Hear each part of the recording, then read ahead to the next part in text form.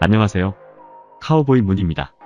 예전에는 현실적인 내용이 드라마 주류였다면 요즘 몇 년 전부터 드라마의 내용이 다양하면서 신비로운 낭만 설화식의 사랑 드라마가 주류를 이루고 있어 재미와 감동, 그리고 오래도록 여운이 남는 것 같습니다.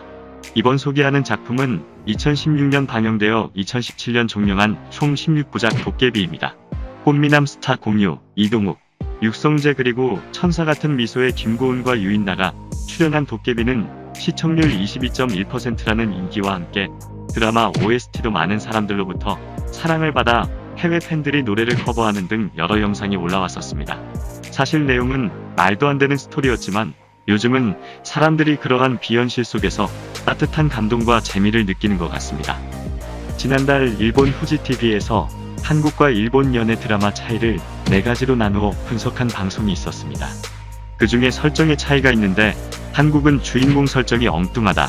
다시 말해서 일본에서는 생각할 수 없는 설정이 많다는 것입니다. 예를 들어 일본 연애 드라마의 설정 인기 순위를 보면 3위가 회사원 학생, 여선생과 남학생의 사랑, 2위가 회사의 동료 그리고 1위는 학교의 동급생 순이었습니다. 반면 한국은 도깨비, 별에서 온 그대, 계룡선녀전 등 상상의 인물과 사람의 사랑 설정이 많다는 분석을 했습니다. 지난 20년간 60여 개 중에 19개, 19% 드라마가 상상 속의 인물과 사랑이었다는 분석을 했으며 일본은 동급생끼리의 사랑 이야기가 제일 많다면서 설정에 확연히 차이가 난다는 내용이었습니다. 일본 분들의 도깨비의 반응은 대체적으로 감동 그리고 웃기면서 엄청 울었으며 너무 재미있어 여러 번이나 다시 봤다는 댓글이 많습니다. 그리고 저도 요즘 느끼는 것이지만 드라마 한 장면 한 장면 그냥 촬영한 영상이 아니고 영화 극장에서 보는 것 같은 영상미에 감탄이 나오는데 일본 분들도 그 부분에 대해 부러움과 감동을 받는 것 같습니다. 자, 그럼 이에 대한 반응을 한번 볼까요?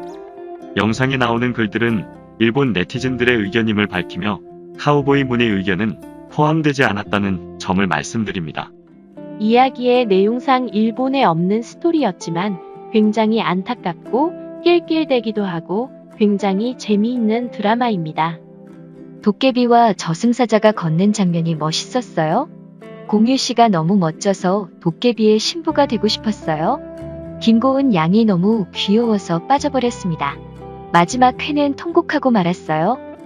몇 번이라도 보고 싶어집니다.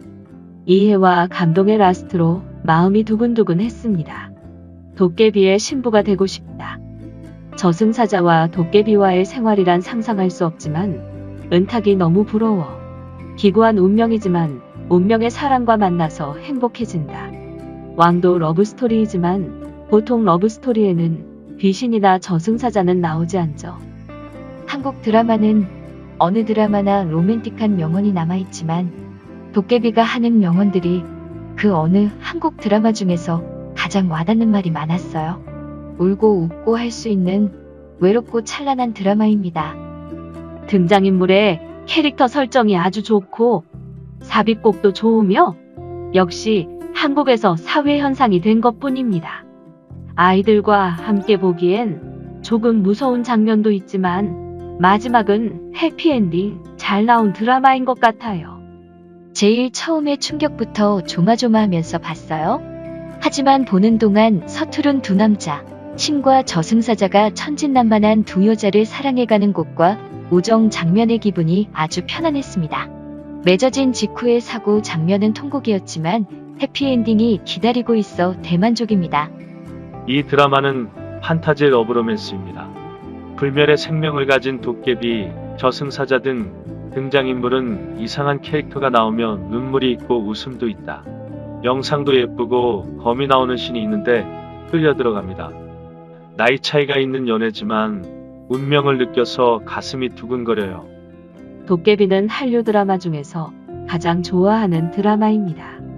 도깨비를 넘는 드라마는 없다고 생각할 정도로 정말 좋아합니다.